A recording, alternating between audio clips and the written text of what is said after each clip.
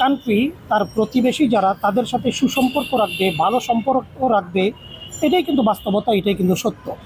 কিন্তু অত্যন্ত দুঃখের সাথে যেটা জানাচ্ছি আমরা সেটা হচ্ছে ভারত তার প্রতিবেশী যে সমস্ত কান্ট্রিগুলো আছে, বিশেষ করে আপনি নেপাল, ভুটান, পাকিস্তান, শ্রীলঙ্কা, প্রত্যেকটা কান্ট্রির সাথে তাদের আচরণ, তাদের সম্পর্ক খুব একটা ভালো না।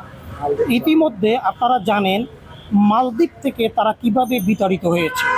মালদ্বীপের যে রাষ্ট্রপ্রধান মুইজ্জু, উনি ভারতের সাথে সকল ধরনের সম্পর্ক ইতিমধ্যে ছিন্ন করেছে। তাহলে এই যে প্রতিবেশীকে নিয়ে বসবাস করতে হয়, প্রতিবেশীকে নিয়ে থাকতে হয়, এটা যে একটা সৌহার্দ্য, এটা যে একটা সৌন্দর্য, এটা যে একটা ভদ্রতা, এতটুকু পর্যন্ত তাদের মধ্যে কিন্তু নাই। তাহলে একটা কান্ট্রি তার প্রতিবেশের অন্যান্য দেশের যারা আছে ওই দেশগুলোর সাথে যদি সম্পর্ক ভালো না রাখে তাহলে তারা বসবাস করবে কীভাবে? আমরা গত 1-2 দিন আগে লক্ষ্য করলাম আগারগাঁও আমাদের আগরতলা যে দূতাবাস, এখানে তারা উগ্রত্ববাদী কিছু হিন্দু হামলা করেছে। এটা নিন্দনীয়, এটা ন্যক্কারজনক একটা ঘটনা। এটা কোনো সভ্য দেশের মানুষের পক্ষে এইরকম হামলা গ্রহণ করা কিন্তু যায় না। আপনি একটা বিষয় লক্ষ্য করেন, আমাদের বিশাল একটা ইতিহাস ঐতিহ্য কিন্তু রয়েছে।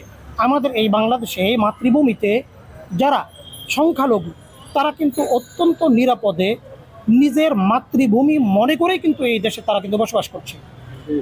সংখ্যালঘু যারা, এদেরকে কখনোই বাংলাদেশের মানুষ কখনোই নিন্দা করে না, হিংসা করে না, তাদেরকে ভালোবাসা দেয়, তাদেরকে আপন করে ধরে রাখে, তাদের সুখে দুঃখে বাংলার জনগণ পাশে থাকে।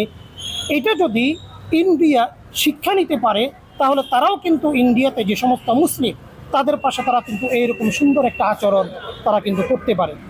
সর্বশেষ যে কথাটা বলে আমি শেষ করতে চাই সেটা হচ্ছে এই ইন্ডিয়াকে এটা শিক্ষা নিতে হবে, তারা যে তাদের একটা দাস বাংলাদেশে বিগত 16 বছর বসিয়ে রেখেছিল, এই দাসের শাসনের অবসান কিন্তু ঘটেছে। তারা যদি আবার এটা চিন্তা করে নতুন করে কোনো দাসকে তারা এই দেশের রাষ্ট্রীয় মর্যাদায় নিয়ে আসবে, রাষ্ট্রীয় আসনে নিয়ে আসবে, তাহলে তারা চরম ভুল করবে, তারা কিন্তু চরম বোকামি করবে। ইন্ডিয়া কোনো ব্যক্তি বিশেষের সাথে সম্পর্ক না করে বাংলার 20 কোটি মানুষের সাথে সম্পর্ক করবে, এই আশা ইন্ডিয়ার কাছ থেকে আমরা করতে পারি। ইন্ডিয়াকে ধন্যবাদ জানাবো, তারা বাংলাদেশের 20 কোটি মানুষের সাথে থাকবে, দেশের মানুষের সেন্টিমেন্ট বুঝবে, দেশের মানুষের আবেগ ভালোবাসা তারা ধারণ করে আমাদের সাথে সম্পর্ক উন্নয়নের অগ্রগতিতে তারা থাকবে। বলেন। হ্যাঁ, গতকাল যে বাংলাদেশের যে হাই কমিশনার কি যেন ভারতের আগরতলাতে, সেখানে যে তারা যে আমাদের দূতাবাসের উপর হামলা করেছে, এটা একটা অমানবিকতার পরিচয় দিছে। যদিও আমরা বলতে পারতাম, আমরা বলি যে ভারত আমাদের বন্ধুরাষ্ট্র, কিন্তু বন্ধুরাষ্ট্রের মর্যাদা আমরা কিছুই দেখতে পেলাম না। যদিও দীর্ঘদিন ধরে আমাদের বড়রাও বলতো যে ভারতের কারণে আমরা দেশ স্বাধীন করেছি, আসলে এটা তার পরিচয় না। যদি তাই হইতো তাহলে ভারতের মতো দেশে আমাদের মুসলিমদের উপর যে পরিমাণ নির্যাতন নিপীড়ন হচ্ছে, সেই পরিমাণ নির্যাতন নিপীড়ন তারা করতে পারতো না।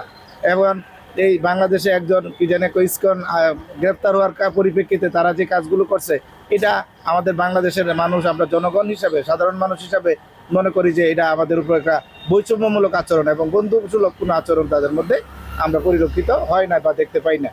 এটা ভারত সরকার আমাদের সাথে যা করতেছে, এটা কি কারণে করতেছে জানি না। যদিও আমাদের দেশে নতুন একটা সরকার আসছে, সেই সরকারকে মানে বিদ্রুপ করার জন্য বা কটাক্ষ করার জন্যই, অথবা একটা প্রতিহিংসামূলকভাবে তারা মনে হয় কাজটা করতেছে বলে আমার মনে হচ্ছে। সবচেয়ে বড় কথা হচ্ছে 1961 সালে ভিয়েনা কনভেনশন অনুযায়ী এবং 1963 সালে ভিয়েনা কনভেনশন অনুযায়ী যদি কোনো হাই কমিশনকে যদি ওই দেশের কোনো উগ্র জনগোষ্ঠী বা ওই দেশের সরকার ওই হাই কমিশনের উপরে হামলা করা হয়, তাহলে সরাসরি ওই দেশকে কি করা হয়, মানে যুদ্ধর ঘোষণা করা হয় ওই দেশের বিপক্ষে।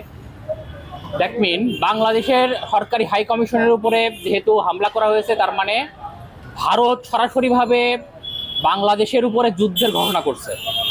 তো আমরা একজন সুনাগরিক হিসেবে, একটি নিবন্ধিত রাজনৈতিক দলের কর্মী হিসেবে আমাদের একটাই কথা হবে, একটা এবং একমাত্র কথা হবে যে এই হামলার জন্য ভারতকে অবশ্যই বাংলাদেশের হাই কমিশন প্লাস এখানে যে পররাষ্ট্র দপ্তর আছে, পররাষ্ট্র দপ্তরের কাছে অবশ্যই ক্ষমা চাইতে হবে এবং যারা এই হামলা এবং উগ্রবাদী আচরণ করেছে তাদের তাদের খুঁজে বের করে অবশ্যই এমন বিচার করতে হবে যে এই বিচার এরপর থেকে এই বিচারের ফলে তার পরবর্তীতে ভারতীয় কোনো জনগোষ্ঠী বা কোনো রাষ্ট্রীয় কোনো ব্যক্তি বাংলাদেশের উপরে কোনো প্রকার কোনো হামলা না করতে পারে। আমাদের একটাই বক্তব্য একটাই এবং সরাসরি বক্তব্য এটা, ভারত আমাদের বাঙালি সত্তার উপরে কোনো প্রকার কোনো মানহানিকর আচরণ করতে পারে না এবং পারে না।